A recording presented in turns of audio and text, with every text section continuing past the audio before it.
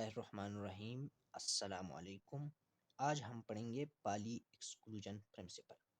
इससे पहले हमने अफबा प्रिंसिपल और हार्न्स रूल के बारे में पढ़ा था। अगर आपने अभी तक उसकी वीडियो नहीं देखी तो डिस्क्रिप्शन में लिंक मौजूद है, आप वहां से देख सकते हैं। पाली एक्सक्लूजन प्रिंसिपल क्या कहता है? No two electrons in an atom can have the same set of four quantum numbers. Atom में किसी भी दो इलेक्ट्रॉन के लिए जो फोर क्वांटम नंबर है वह सेम नहीं हो सकते। जैसे N principal quantum number, L azimuthal quantum number, M जो है वो मैग्नेटिक क्वांटम नंबर, एस और जो स्पिन क्वांटम नंबर है, ये चारों क्वांटम नंबर किसी भी दो इलेक्ट्रॉन के लिए सेम नहीं हो सकते। एक सेम हो सकता है, दो सेम हो सकता है, तीन, लेकिन चारों वालों कभी सेम नहीं हो सकते। आप ऐसे भी कहते हो कि each orbitals having maximum two electrons with opposite spin. Her orbital में है जो वो दो इलेक्ट्रॉन होते हैं और उन दोनों इलेक्ट्रॉन की स्पिन जो है वो अपोजिट होंगे। फॉर एग्जांपल ये एक ऑर्बिटल है और इसमें ये दो इलेक्ट्रॉन है। One electron spin clockwise while the another electron spin anti clockwise. ठीक है। फॉर एग्जांपल मैं मैग्नीशियम का मिसाल देता हूँ आपको। मैग्नीशियम की एटॉमिक नंबर है 12, तो इसकी इलेक्ट्रॉनिक कन्फिगुरेशन होगी 1s2 2s2, ठीक है, 2p6, 10 हो गए। अब 3s2, दो दो 6, 10, इसमें 2 इलेक्ट्रॉन आता है, इसमें 2, p में 6 इलेक्ट्रॉन, इसमें 2। हमने ये अफबा प्रिंसिपल के अकॉर्डिंग अरेंज किया on the basis of increasing order of energy. अब जो इसमें वन ऑर्बिटल है और इसमें टोटल दो इलेक्ट्रॉन, दोनों की स्पिन अपोजिट। 2s में भी दो इलेक्ट्रॉन, दोनों की स्पिन अपोजिट। 2p में टोटल तीन ऑर्बिटल है, 2px 2py 2pz, और p में 6 इलेक्ट्रॉन है, 1 2 3 4 5 6। अब 3s में भी इसमें वन ऑर्बिटल होता है और इसमें दो इलेक्ट्रॉन है।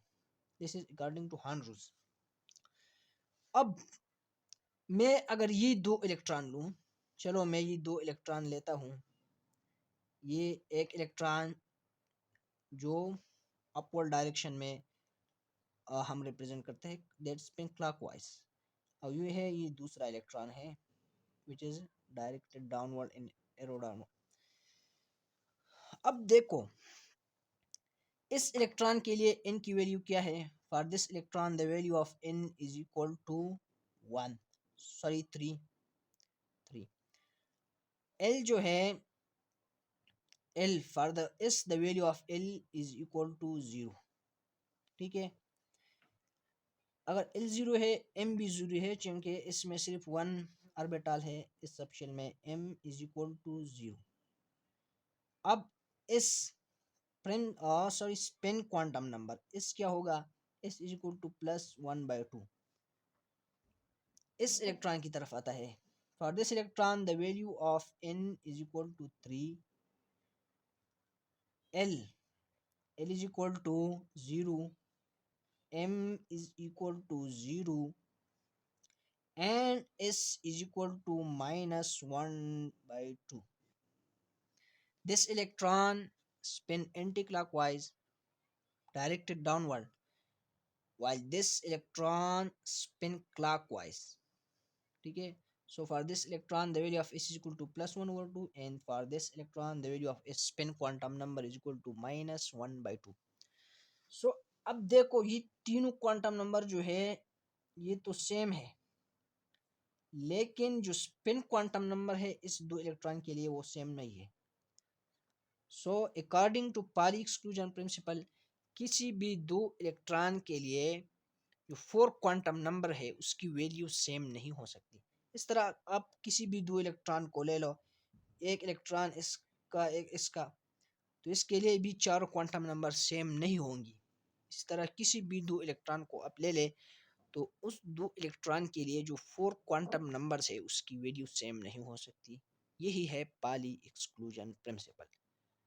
आई होप आपको समझ आया होगा। अगर फिर भी कोई क्वेश्चन हो तो आप पूछ सकते हैं कमेंट सेक्शन में। Thank you.